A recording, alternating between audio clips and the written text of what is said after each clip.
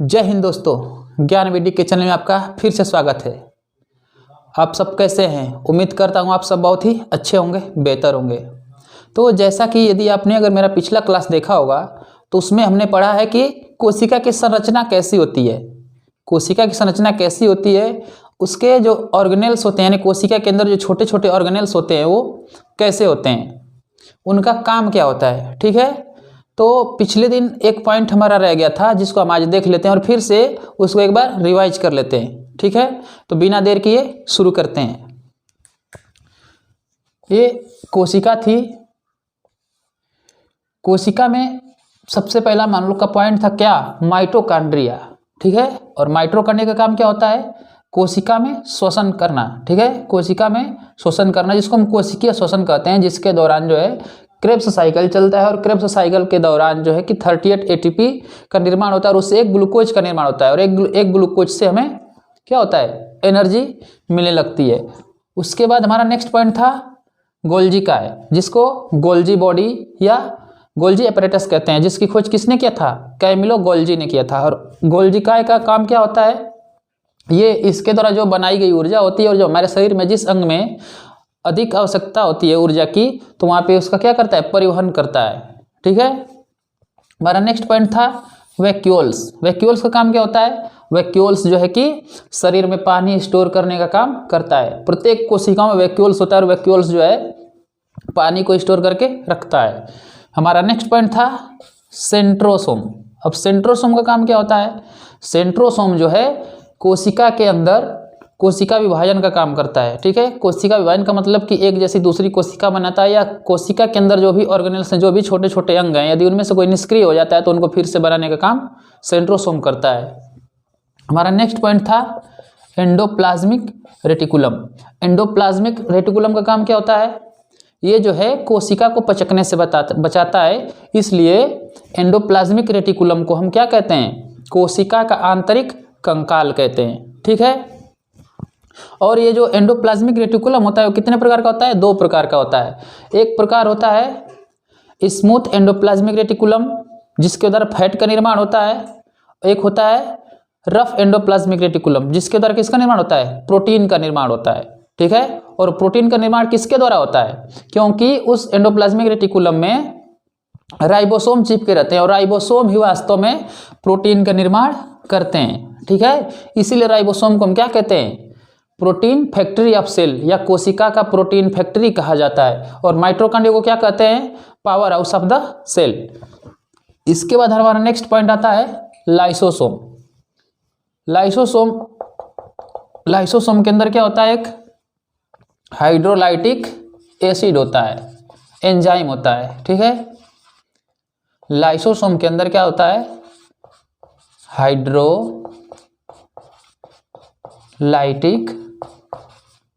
Enzyme.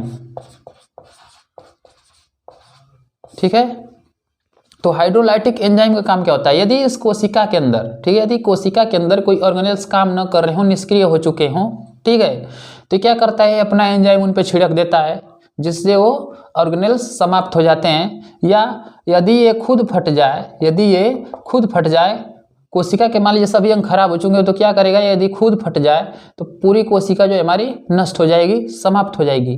ठीक है, इसीलिए इसको हम क्या बोलते हैं?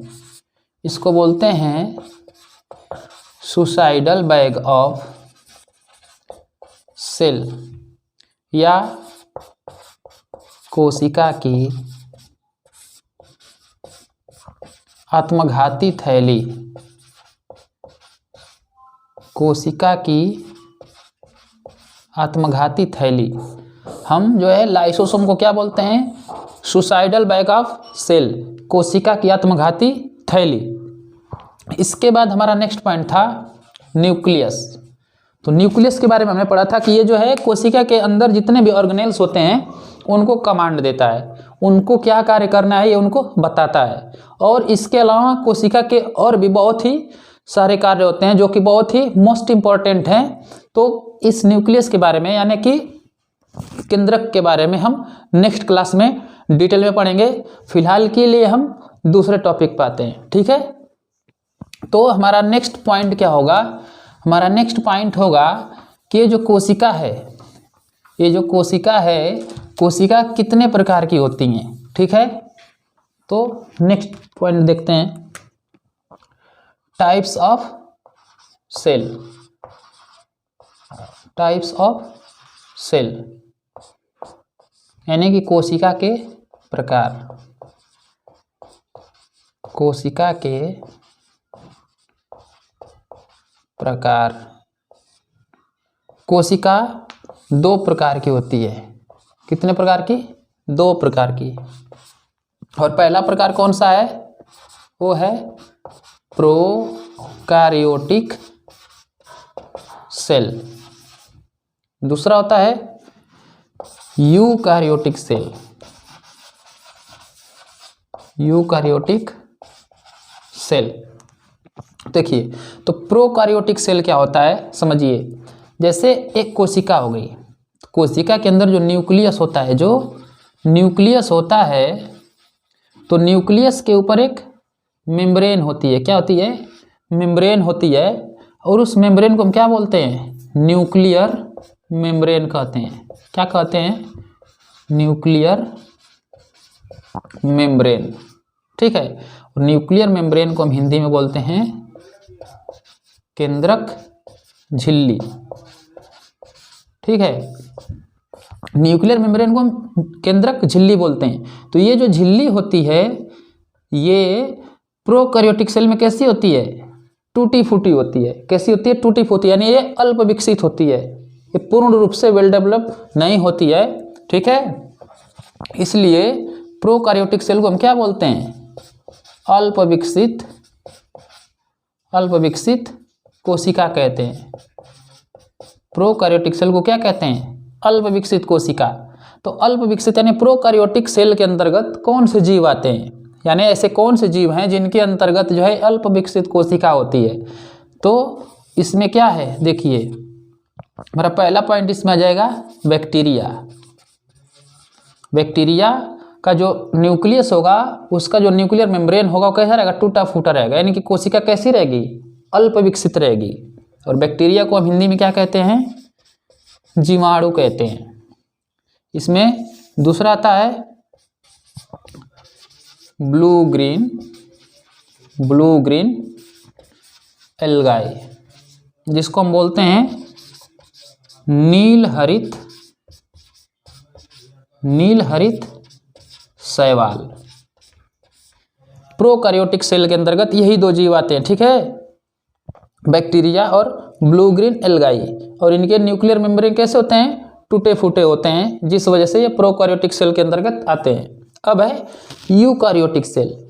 यूकैरियोटिक सेल का मतलब होता है जिसका कोशिका कैसा हो? विकसित हो, पूर्ण रूप से वेल डेवलप्ड हो, ठीक है। तो इसको क्या बोलेंगे हम? विकसित कोशिका। कैसी? विकसित कोशिका। तो यूकैरियोटिक सेल के अंतर्गत कौन कौन से जीव आते हैं, ठीक है, यानी ऐसे कौन से जीव हैं जिनकी कोशिका जो होती है विकसित होती है। तो इसमें हमारा पहला पॉइंट है प्लांट्स। प्लांट्स मतलब पौधे। इसमें दूसरा जीव आएगा एनिमल। एनिमल का मतलब जंतु, ठीक है। तीसरा आएगा फंगल या फंजाई, जिसको कहते हैं फंजाई अर्थात कवक। और नेक्स्ट आएगा हमारा एल्गाई। एल्गाई का मतलब होता है शैवाल। यूकैरियोटिक सेल के अंतर्गत कौन कौन से जीव आते हैं? जैसे देखिए, प्लांट्स हो गए, एनिमल हो गए, फंजाई हो गए और एल्गाई हो गए। तो फंजाई क्या होता है? फंजाई कवक। कवक का मतलब होता है, जैसे आप कुकुरमुत्ता देखे होंगे, तो जो कुकुरमुत्ता होते हैं किसके एग्जाम्पल होते हैं? सब कवक के ही उदाहरण होते हैं, कवक के ही एग्जाम्पल होते हैं। एल्गाई मतलब शैवाल। तो शैवाल क्या होता है समझिए। आप जो है कि कहीं नदी, तालाब, पोखरे में देखें, पानी देखे होंगे, जो क्या होता है? पानी यहाँ पे टिका होता है, इकट्ठा होता है, पानी जब सड़ उड़ जाता है तो उसके ऊपर एक हरे रंग की परत चढ़ जाती है। कैसी? हरे रंग की परत, हरे रंग की परत चढ़ जाती है। और वो जो परत होती है उसी को हम क्या बोलते हैं? उस परत को हम क्या बोलते हैं? काई बोलते हैं। क्या बोलते हैं? काई। और काई को क्या बोला जाता है? शैवाल बोला जाता है। ठीक है, तो ये हम कोशिका के प्रकार पढ़ रहे थे। और कोशिका के प्रकार दो प्रकार के होते हैं, प्रोकार्योटिक सेल और यूकार्योटिक सेल। प्रोकार्योटिक सेल को हम अल्प विकसित कोशिका कहते हैं, क्योंकि इनके अंदर जो न्यूक्लियस होता है और न्यूक्लियस के ऊपर जो न्यूक्लियर मेम्ब्रेन होता है, जो केंद्रक झिल्ली होती है, वो कैसी होती है? अल्प विकसित होती है। ठीक है, और इसके अंतर्गत दो प्रकार के जीव आते हैं। एक बैक्टीरिया हो गया जो कि बहुत ही माइक्रो ऑर्गेनिज्म होते हैं, सूक्ष्म जीव होते हैं। दूसरा हो गया ब्लू ग्रीन एल्गाई, यानी नील हरित शैवाल। और यूकार्योटिक सेल, यूकार्योटिक सेल को हम विकसित कोशिका कहते हैं, जिसके अंतर्गत प्लांट्स, एनिमल, फंजाई और एल्गाई ये सब आते हैं। ठीक है, अब हमारा नेक्स्ट पॉइंट होगा कि कोशिका की संख्या के आधार पर, यानी नंबर ऑफ सेल के आधार पर जीवों को कितने भागों में बांटा गया है, जीव कितने प्रकार के होते हैं। यदि कोशिका के संख्या के आधार पर जीवों को बांटा जाए, वर्गीकृत किया जाए, तो कितने प्रकार के होते हैं? तो देखते हैं, कोशिका की संख्या के आधार पर, कोशिका की संख्या के आधार पर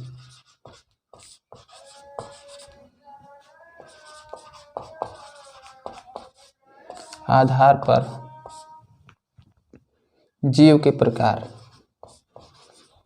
जीव के प्रकार। देखिए, तो कोशिका के संख्या के आधार पर जीव के प्रकार, तो पहला प्रकार है यूनिसेलुलर,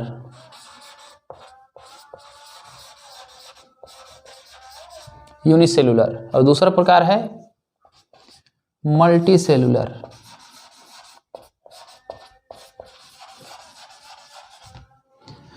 यूनिसेलुलर को हम बोलते हैं यूनिसेलुलर ऑर्गेनिज्म, लिख लीजिए यूनिसेलुलर ऑर्गेनिज्म। और मल्टी सेलुलर ऑर्गेनिज्म, तो यूनिसेलुलर ऑर्गेनिज्म को बोलते हैं एक कोशिकीय जीव, एक कोशिकीय जीव। और मल्टी सेलुलर ऑर्गेनिज्म को बोलते हैं बहुकोशिकीय जीव, बहुकोशिकीय जीव। ठीक है, तो अब एक कोशिकीय जीव का मतलब क्या होता है? एक कोशिकीय जीव का अर्थ यह है कि ऐसे जीव जिनमें केवल एक ही सेल पाई जाती है, एक ही कोशिका पाई जाती है, जिसको हम सिंगल सेल ऑर्गेनिज्म कहते हैं। ठीक है, वो केवल एक ही सेल के बने होते हैं, जैसे उनमें केवल एक ही कोशिका रहेगी। यदि ये कोशिका है, ठीक है, तो कोशिका के अंदर न्यूक्लियस है, माइटोकॉन्ड्रिया है, वैक्यूल्स है, राइबोसोम है, सेंट्रोसोम है, ठीक है, गोल्जी बॉडी है, लाइसोसोम है। तो ऐसे जो जीव होते हैं जो केवल एक ही कोशिका के बने होते हैं, उनको हम बोलते हैं एक कोशिकीय जीव। और मल्टी सेलुलर ऑर्गेनिज्म मतलब बहुकोशिकीय जीव, यानी ऐसे जीव जो बहुत सारी कोशिकाओं से मिलकर के बने होते हैं। ठीक है, तो ये जो यूनिसेलुलर ऑर्गेनिज्म होते हैं, ये कैसे होते हैं? बहुत ही माइक्रो ऑर्गेनिज्म होते हैं ना, सूक्ष्म जीव होते हैं। ठीक है, ये कैसे होते हैं? सूक्ष्म जीव होते हैं। और इनके अंतर्गत कौन कौन से जीव आते हैं देखते हैं। होता है बैक्टीरिया, बैक्टीरिया को क्या कहते हैं? जीवाणु। दूसरा प्रोटोजोआ, प्रोटोजोआ।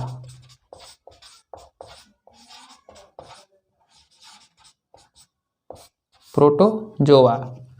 और तीसरा ब्लू ग्रीन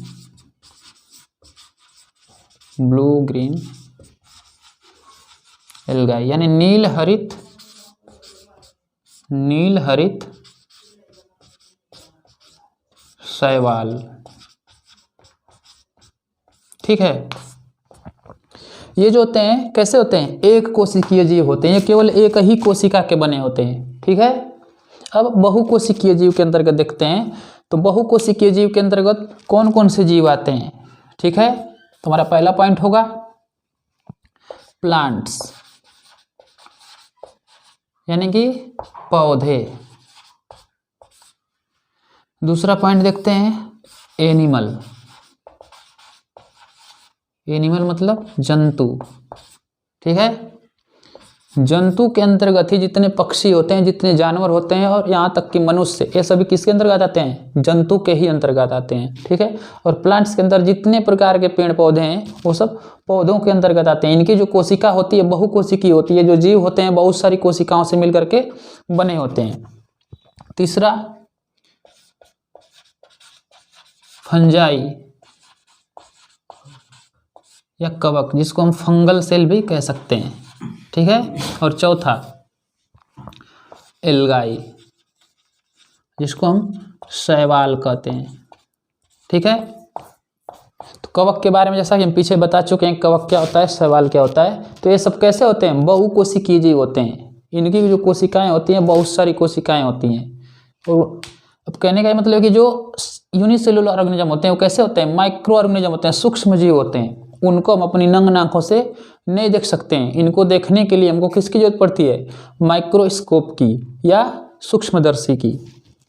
और बहुकोशिकीय जीव कैसे होते हैं, जो जिनको जो है कि हम अपनी आंखों से देख सकते हैं। ऐसे जीव जिनको हम अपनी आंखों से देख सकते हैं उनको हम बहुकोशिकीय जीव बोलते हैं, क्योंकि ये कई कोशिकाओं से मिलकर के बने होते हैं।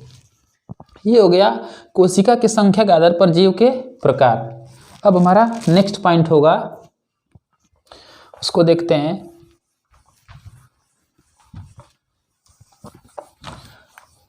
कोशिका के बारे में जो हम पढ़ते आ रहे हैं कि पौधे की कोशिका और जंतु की कोशिका।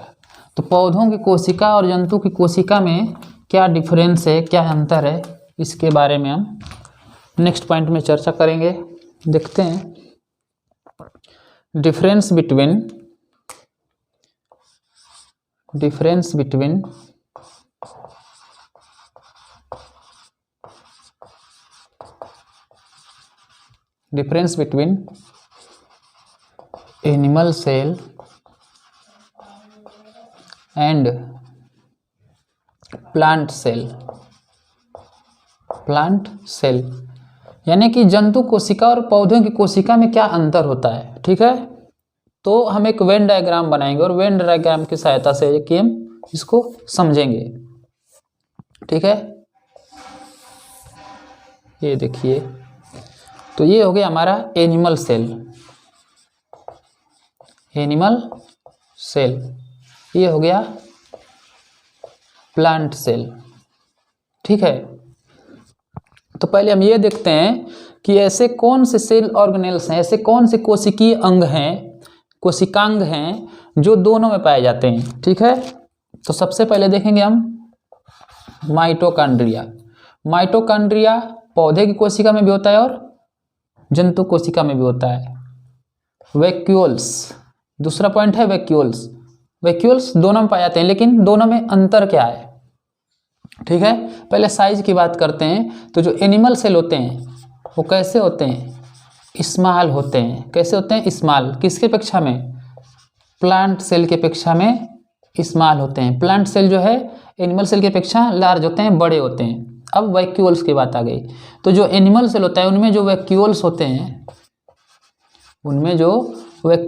वैक्यूल्स का मतलब होता है जो पानी स्टोर करते हैं, वो कोशिका में पानी को स्टोर करके रखते हैं, उनको हम वैक्यूल्स कहते हैं। इनका काम होता है वैक्यूल्स, जिनको हम रसधानी कहते हैं। हिंदी में क्या कहते हैं, रसधानी। ठीक है, तो वैक्यूल्स ये इसमें कैसा होता है, गोल होता है। ठीक है, एनिमल सेल की कोशिका में जो वैक्यूल्स होता है गोल होता है, और प्लांट सेल की कोशिका में जो वैक्यूल होता है वो कैसा होता है, वो चौकोर होता है। कैसा होता है, चौकोर होता है। जैसे समझिए प्लांट सेल जो होता है वो लगभग चौकोर टाइप का ही होता है। जो प्लांट सेल होता है वो चौकोर टाइप का ही होता है, और उनमें जो वैक्यूल्स होता है वैक्यूल से लंबा होता है, जिसमें क्या होता है, पानी इकट्ठा रहता है। क्या होता है, पानी इकट्ठा रहता है।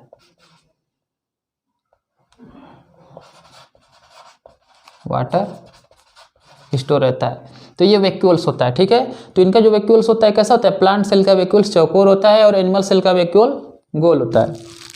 अब हमारा नेक्स्ट डिफरेंस क्या है, देखिए इसमें होता है एंडोप्लाज्मिक रेटिकुलम।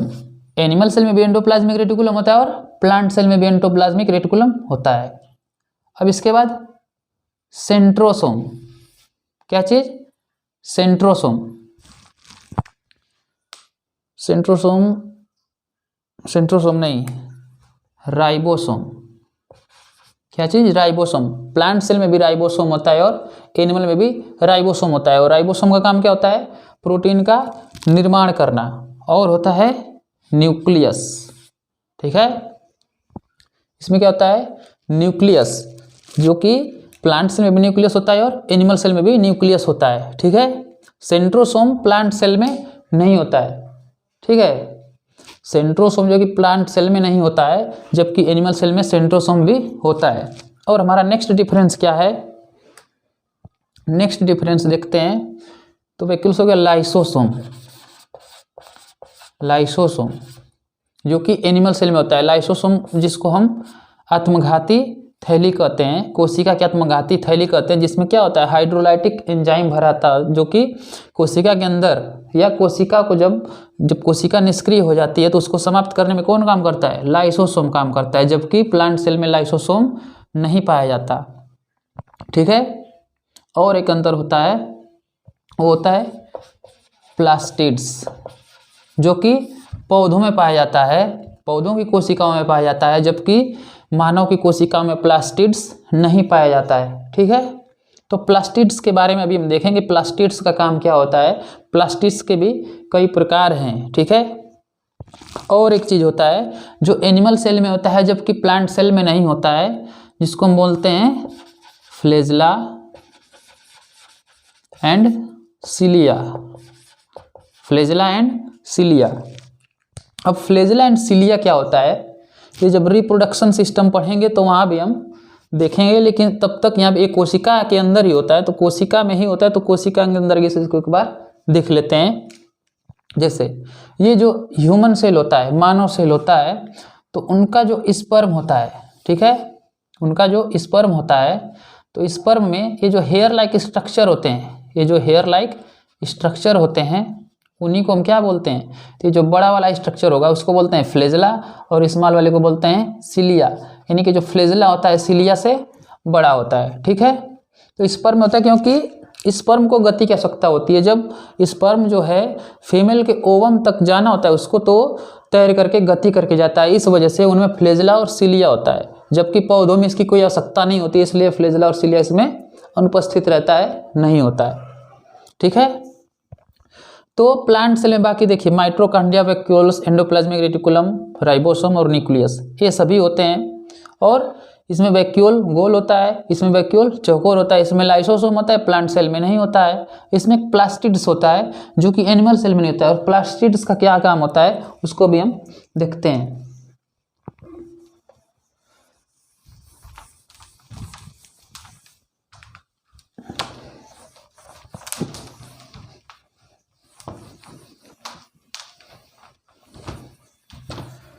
प्लास्टिड्स,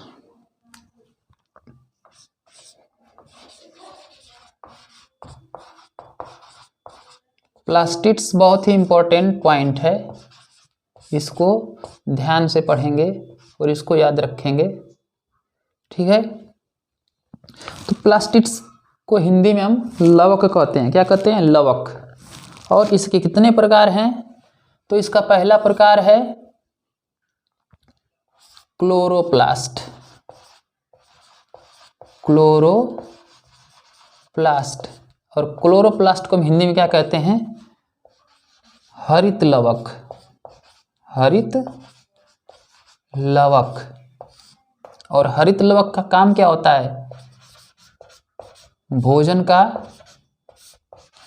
निर्माण करना। भोजन का निर्माण करना। ठीक है, ये कोई पेड़ है, ठीक है, ये कोई पेड़ है।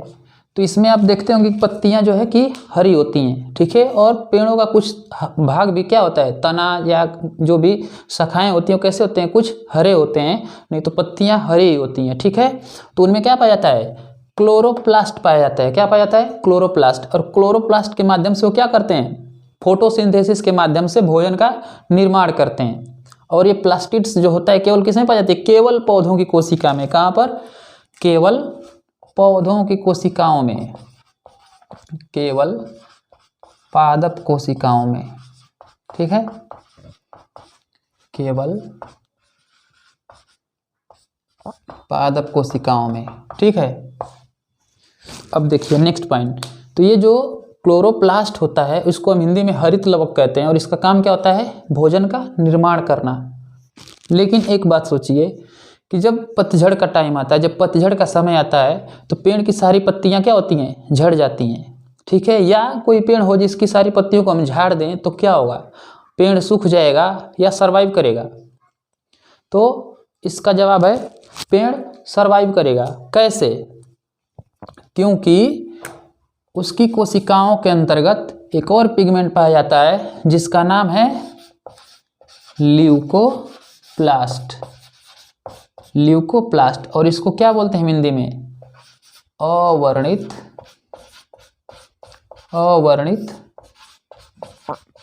लवक। क्या कहते हैं, अवर्णित लवक।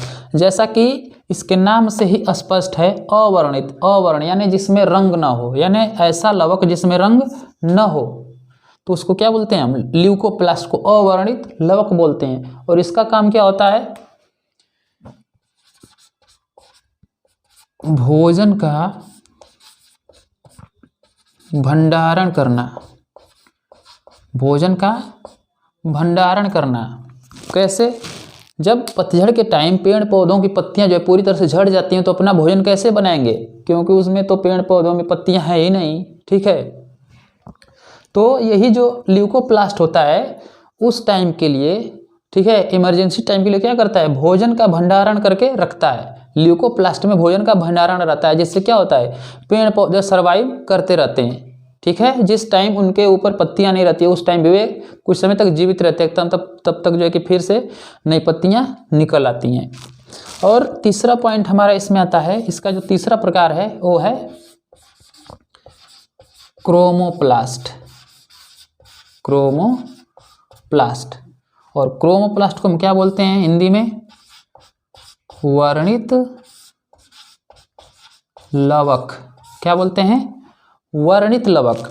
और वर्णित लवक का काम क्या होता है, जैसा कि इसके नाम से तात्पर्य स्पष्ट हो जाता है, वर्णित यानी जिसमें रंग हो, जो रंग प्रदान करता हो। क्या करता हो, रंग प्रदान करता हो। तो इसका काम क्या होता है, रंग प्रदान करना, रंग प्रदान करना। ठीक है, तो ये प्लास्टिड्स के अंतर्गत आते हैं, जिनको जो है हम जब बॉटनी का चैप्टर पढ़ेंगे, जब बॉटनी पढ़ेंगे तो उस टाइम इनको और अच्छे से पढ़ा जाएगा। लेकिन फिलहाल के लिए यहाँ पर जानना जरूरी है, तो हम इसको भी अच्छे से जान चुके हैं। अब नेक्स्ट क्लास में हमारा चलेगा न्यूक्लियस, और न्यूक्लियस के बारे में हम अच्छे से जानेंगे। ठीक है, न्यूक्लियस जो होता है 90% प्रोटीन से और 10% डीएनए से बना होता है। तो यही जो डीएनए होता है क्या करता है, जेनेटिक इन्फॉर्मेशन को ट्रांसफ़र करने में मदद करता है। ठीक है, तो इसके बारे में कल अच्छे से चर्चा होगी। आज का वीडियो हम यहीं पे समाप्त करते हैं। यदि वीडियो आपको अच्छा लगा हो तो इसको लाइक करें, चैनल को सब्सक्राइब करें और नोटिफिकेशन बेल को क्लिक करें, ताकि नेक्स्ट वीडियो आपको नोटिफिकेशन के माध्यम से तुरंत मिल जाए। धन्यवाद, जय हिंद।